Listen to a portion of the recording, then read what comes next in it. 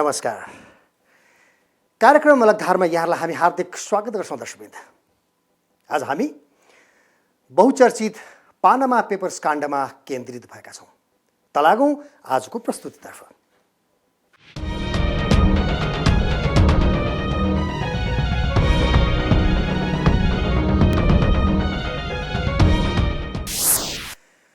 अब आजको प्रस्तुति दर्शकवृन्द विश्वभर हल्ली खल्ली छ। पानामा पेपर्स कर छरी काण्ड। त्यो हल्ला खल्लामा नेपाल छुट्ने कुरै भएन दर्शकवृन्द। नेपालभित्र भ्याट छली लगायतका काण्डहरू बेला बेलामा आइरहन्छन्।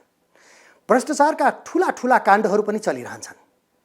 केही समय अघि स्विस ब्याङ्कमा नेपालीको गैर कानुनी सम्पत्ति रहेको तथ्यले पनि राम्रै तरङ्ग सिर्जना गरेको थियो। तर त्यसको छानबिन कहाँ पुग्यो? त्यसको सही सूचना अहिलेसम्म कसैले पनि पाउन सकेको छैन दर्शकवृन्द। यही बेला पानामा पेपर्स काण्डमा 13 नेपालीको नाम समेत जोडिएपछि सरकारी निकाय छानबिनमै लागेको छ यति बेला। तर छानबिन सुस्त छ दर्शकवृन्द। कहिले टुङ्गिन्छ त्यो पनि अत्तो पत्तो छैन। बाँकी आजको अलगधारको यो रिपोर्टमा। पानामा लिक्स अर्थतन्त्रमा खराब अभ्यासको सङ्केत। गैर कानुनी आर्थिक कारोबारमा नेपाली पनि मुछिए। प्रारम्भिक अनुसन्धान हुँदै तथ्य पाउन कुर्नै पर्ने स्थिति।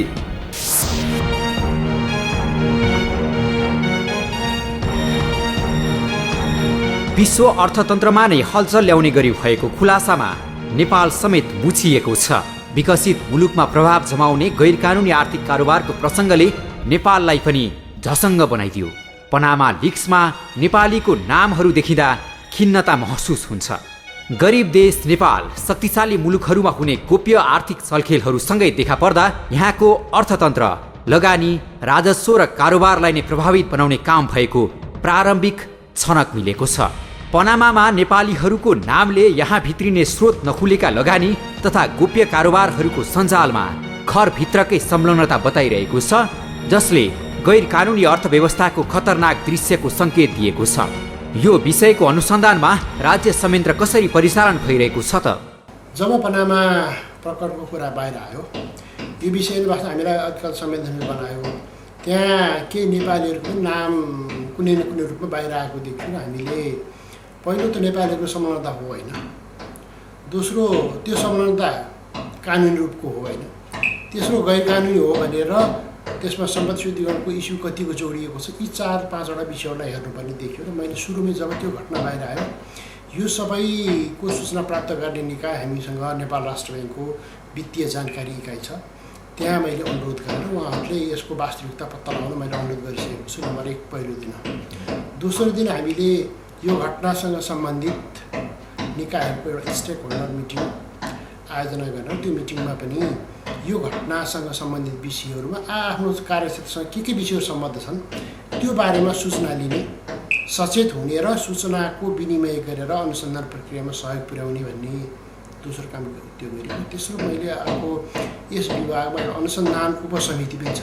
अनुसन्धान उपसमितिको बैठक राखेर पनामा प्रकरणबाट हामीलाई कहाँ कहाँ प्रभाव पर्न सक्छ, त्यसको अनुसन्धान प्रक्रियालाई हामी कसरी अगाडि लग्न सक्छौँ भन्ने बारेमा पनि विभिन्न सरकार निकायसँग छलफल गरेका छौँ। यसरी यो विषयलाई सम्बद्ध सरकार निकायसँग सूचनाको प्रभाव गरिएको छ।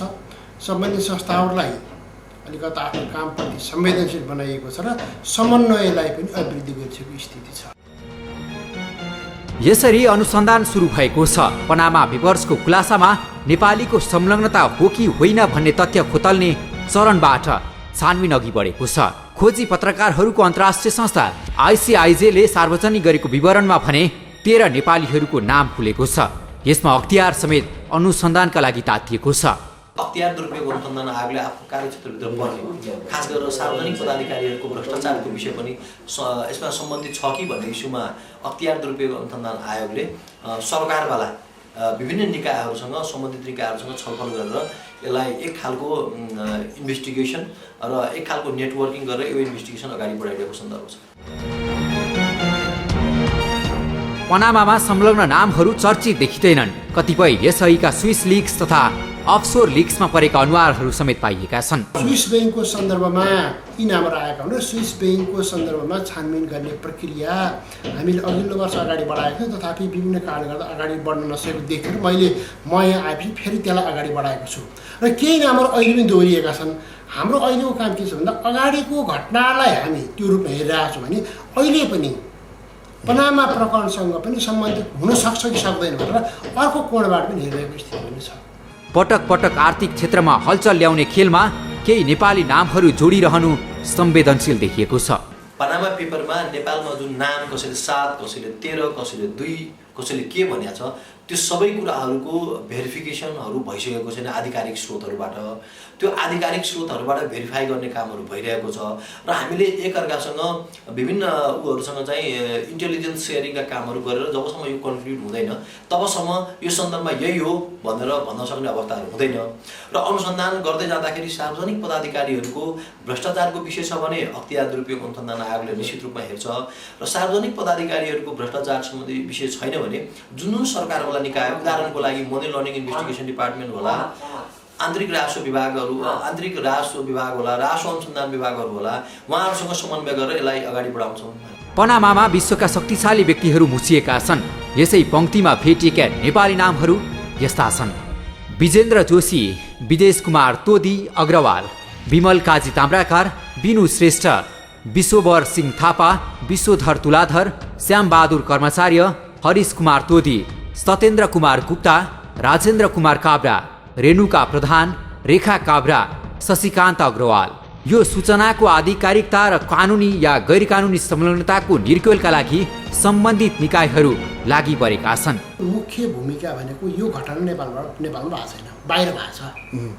त्यो बाहिरको संलग्नता बारेमा हामीले के कसरी खोज्छौँ त्यो अर्को पार्ट हुनसक्छ। हामीले इन्टरनेसनल लिङ्क गर्नुपर्ने अन्तर्राष्ट्रिय समुदायलाई परिचालन गर्नुपर्ने हुन्छ। हाम्रै संरचना भने एकमट ग्रुप भन्ने छ वित्तीय यो तपाईँहरूको लेभलबाट त्योसम्म पुग्न सकिन्छ कि सकिँदैन भन्नु हामीबाट हाम्रो डाइरेक्ट पुग्ने त्यहाँ छैन। तथापि हामीसँग नेपाल राष्ट्र ब्याङ्कको वित्तीय जानकारी इकाइ एकमट ग्रुपमा जान सक्छ ऊ एकातर्फ।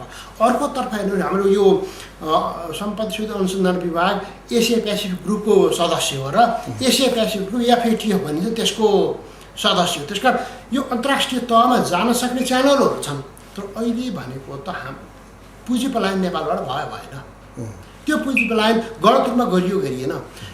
त्यसरी पुँजी पलायन गरिएको रकम नेपालमा गैर कानुनी रूपबाट कमाइएको थियो कि थिएन, त्यो अहिले हाम्रो पहिलो दायित्व भनेको यो सूचना सङ्कलन गर्ने। प्रारम्भिक अनुसन्धानले यथार्थता प्रष्ट पार्ने स्थिति छैन।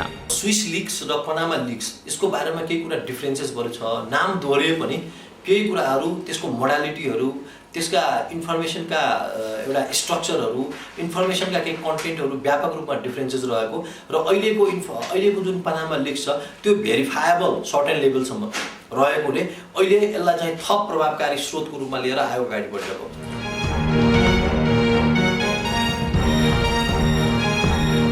अन्तर्राष्ट्रिय चासोको विषयमा मुलुकभित्रका आशंकाहरूलाई अनुसन्धानले विहीन अध्ययन गरिरहेको छ। अनुसन्धान एकातिर छ भने पनामामा नाम मुछिकाहरूले सफाई दिने क्रम जारी छ। पनामा पेपर्सको नाम जुन आयो नि, हजुर, त्यो कहाँबाट आयो, के आयो, किन आयो, मलाई पनि केही थाहा छैन। कुनै पनि हालतमा न हाम्रो कुनै खाता छ, न कुनै एकाउन्ट छ, न कुनै कम्पनी छ है। हजुर, किन आयो, कसरी, कुनै पनि नेपालीको नामै छैन। यो चाहिँ नि यो बहुत गैर जिम्मेवार तरिकाले कसले चाहिँ नि डिक्लेयर गरेको। पनामा पेपर्समा त्यो अलिक माइक्रोस्कोपिक रूपले केलाएर हेऱ्यो भने कुनै पनि नेपालीको नाम छैन। मेरो त के हुन्थ्यो र? मुछिएका व्यक्तिहरूले अभियोग प्रमाणित नहुने जिकिर पनि लिइरहेका छन्। त्यही त, त्यो स्विस ब्याङ्कमा छ भनेर चाहिँ नि आयो होइन। हजुर, अब त्यसको पनि यहाँ विभिन्न चाहिँ नि एजेन्सीहरूले तहकिकात गरे, हजुर, कहीँ केही पनि छैन हजुर, होइन। थाहा नै छैन आफूलाई कसरी आयो, के आयो भनेर। त्यति मात्रै हो। र पनामा पेपरमा त कसैको नेपालीको नाम पनि छैन। र त्यो पनि त्यो त्यहाँ बाहिर पनि एकाउन्ट छ भनेर कुनै अथेन्टिक चाहिँ नि के होइन कि कसैले अब लेखिदियो, लेखेर चाहिँ नि त्यो न्युज बनाइदियो। त्यही त हो नि। कुनै बाटो हिँड्ने मान्छेलाई कसैले के आरोप लगाइदियो भने उसले स्पष्टीकरण दिएर हिँड्नुपर्ने जरुरी हुँदैन नि है। यद्यपि अनुसन्धानले तथ्य नखुट्याएसम्म यस्ता दाबीहरू पत्याइहाल्ने स्थिति छैन। हो दर्शकवृन्द, विश्वमा बेला बेलामा गोप्य दस्तावेजहरू सार्वजनिक भएर निकै ठुलो हलचल र तरङ्ग पैदा गर्ने गर्छ। विगतमा विकिलिक्सले राम्रै चर्चा कमाएको थियो। अहिले त्योभन्दा हजारौँ ठुलो गुणा मानिएको पानामा पेपर्स काण्डले तरङ्ग नल्याउने त कुरै भएन दर्शकवृन्द। विश्वमै हलचल ल्याउने पानामा पेपर्स काण्ड के हो त? यो रिपोर्टमा विश्वकै ठुलो आर्थिक अपचलनको खुलासा, पानामा क्लिक्समा मुछिए चर्चित अनुहारहरू। उत्तर अमेरिकी मुलुक पनामा स्थित मोस्याक फोन्सेकाको कम्प्युटर सर्भरमा रहेका गोप्य दस्तावेजहरू छुहिएपछि त्यो छालले 16,000 किलोमिटर दूरीमा रहेको नेपालसम्म हलचल ल्याइदियो। पनामाको राजधानी पनामा सिटीमा मुख्यालय रहेको फोन्सेका विश्वकै 5औं ठुलो मुलुकहरूसँग सात सीमा बाहिरको अफसोर सेवा प्रदायक कम्पनी हो।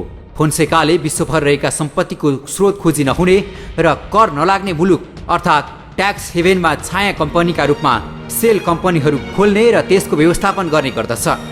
भौतिक रूपमा नभई कागजमा नै सीमित रहने यस्ता कम्पनीका मालिकहरूको विवरण र परिचय कोडिङ गरेर लुकाइएको हुन्छ। फोन्सेकाले 14,000 भन्दा बढी ग्राहकहरूलाई ट्याक्स हेभन कम्पनीका रूपमा सेवा दिइरहेको अन्तर्राष्ट्रिय समाचार एजेन्सीहरूले बताएका छन्। अहिलेको खुलासा पनि यहीँबाट चुहिएको हो। वास्तवमा यसरी 11 मिलियन भन्दा बढी दस्तावेजहरू चुहिएका छन्। अनि यो यसअघि चर्चामा आएको विकिलिक्स भन्दा पनि यो हजारौं गुणा ठुलो खुलासा पनि हो। यो looking at easily the biggest leak in history in terms of the size. We're looking at more than 11 million documents.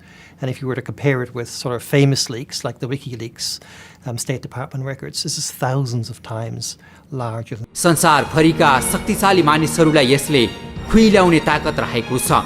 विश्वका शक्तिशाली राजनीतिज्ञ, उनीहरूका श्रीमती, छोराछोरी, पिता, पिए तथा साथीहरूसम्मको संलग्नता बाहिर छ। Argentina, Iceland, Georgia, Iraq, Pakistan, Jordan, Iraq, Qatar, Saudi Arabia, Sudan, UAE, Ukraine लगायतका देशहरूका सरकार प्रमुख तथा राष्ट्र प्रमुखहरू पनामा पेपर्समा मुछिएको विवरण बाहिर आएको छ। यसको असरका रूपमा देखिएका प्रभावहरू समेत देखिँदै आएको छ। भ्लादिमिर पुटिनदेखि फुटबलर लियोनेल मेसी हुँदै ज्याकी चेनसम्मको नाम यस किसिमको कारोबारीका रूपमा दर्ज भएको छ। बलिउड स्टार अमिताभ बच्चन तथा पूर्व विश्व सुन्दरी एवं बलिउड नायिका ऐश्वर्या रायसम्म विश्व चर्चित बनाइरहेको पानामामा मुछिएको खबर आइरहेको छ। राजनीतिज्ञ लगायत आपराधिक व्यक्ति गैरकानुनी व्यावसायिक रूपमा संलग्न भन्ने दृश्य देखाएर पनामा पेपर्स बाहिर आएको छ। गैरकानुनी सम्पत्तिलाई देश बाहिर लुकाउने र विभिन्न लगानीका बहानामा देशभित्र त्यस्ता सम्पत्ति भित्राएर कालो धनलाई सेतो बनाउने प्रपञ्चको जालोमा यस्ता आर्थिक चलखेलहरू भइरहेका छन्। राजस्व छल्ने, मुलुकको आर्थिक व्यवस्थालाई नै चौपट बनाउने तथा गैरकानुनी आर्थिक क्रियाकलापहरूको चक्रलाई यस किसिमका प्रकरणहरूले छर्लङ्ग बनाइरहेका छन्। विभिन्न समयमा बाहिर आउने स्रोत नखुलेका सम्पत्तिहरूको विवरण, कालो धनका प्रकरणहरू, विदेशबाट आइरहेका लगानीका अदृश्य स्रोतहरू तथा शङ्कास्पद व्यक्तिहरूको ठुला ठुला लगानी तथा आर्थिक कारोबारमा संलग्नहरूले मुलुकलाई आर्थिक रूपमा थमिरा लगाउने काम भइरहेको प्रमाण देखाइरहेका छन्। भलै प्राप्त तथ्यमाथिको अनुसन्धान जारी छ, यद्यपि अन्तर्राष्ट्रिय रूपमा देखिएको प्रभावकै तौलाई र यहाँ शङ्कास्पद कारोबजारीको नजिर प्रसङ्गहरूले पनि नेपाल अछुतो नरहला भन्ने ठाउँ पनि छैन। कहिलेसम्ममा यसको छानबिन होला त? यो इन्भेस्टिगेसन हो, त्यसमा पनि प्रोपर्टिजको ट्याक्सको इस्युहरूसँग सम्बन्धित छ। त्यही भएर अन्टिल एन्ड अनलेस यो इन्भेस्टिगेसन कन्क्लुड हुँदैन, त्यही भएर यसको अवस्था यस्तै छ भनेर भन्न सक्नुहुन्छ। ठुलो रूपमा भइरहेको आर्थिक अपचलन, पुँजी पलायन र मुलुक अहितका पक्षमा भेटिएको कालोबजारी जति सक्दो चाँडो बाहिर आउनुपर्ने हो, तर समय लाग्न सक्छ भन्ने छानबिनमा संलग्न सम्बन्धित निकायहरूको प्रतिक्रिया छ, किनकि छानबिन नेपालमा पाइने तथ्यबाट मात्र टुङ्गिने अवस्था छैन। त्यो सूचना नै अझै पनि कति आधिकारिक हो भन्ने कुरा तपाईँ हाम्रो सामु त्यति स्पष्ट भइसकेको छैन। एउटा सूचनाको स्पष्टता हुनुपर्छ। दोस्रो, संलग्नता हुनु गलत होइन, गैर कानुनी संलग्नता हो कि होइन, त्यो महत्त्वपूर्ण कुरा हो। चुनौती भनेको यो समन्वयलाई हामी अझै निरन्तरता दिनुपर्ने हुन्छ र हरेक निकायले यसलाई एउटा आफ्नो दायित्व सम्झेर अगाडि बढ्नुपर्ने हुन्छ। त्यसतर्फ हाम्रो सबैको प्रयास पनि जारी रहनुपर्छ। सरकारले यो मुद्दालाई बिर्सेको छैन। प्रत्येक दिन यससँग कुनै कुनै काम भइरहेका छन् र अनुसन्धानको परिणाम भनेको आजको आज निस्कने हो, यसलाई समय लामो समय लिन सक्छ। त्यो कारणले गर्दा सरकारको भूमिकालाई यसलाई अहिले नजरअन्दाज गर्ने मिलेर कम आकलन गर्न मिल्ला जस्तो मलाई लाग्दैन। देश बाहिर विकसित भइरहेको घटना हो यो। यसको प्रभाव विश्वभरि अनि मुलुकसम्म पनि पर्छ। भयङ्कर परिणामका दस्तावेजहरूभित्र सही तथ्य बाहिर ल्याउन कति समय र अनुसन्धानको अभ्यास लाग्दो हो। राज्य संयन्त्रका सम्बन्धित अनुसन्धान निकायहरू लागि परिरहेको यो समयमा समन्वयको परिपाटी पनि महत्त्वपूर्ण हुन सक्छ।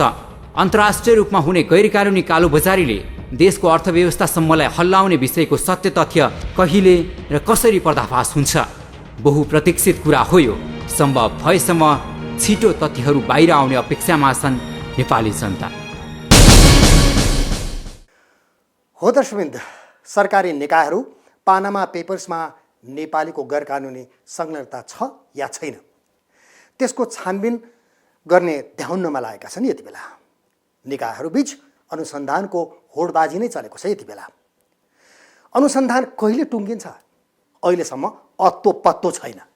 जे होस्, आर्थिक क्षेत्रमा यो निकै ठुलो काण्ड पनि हो।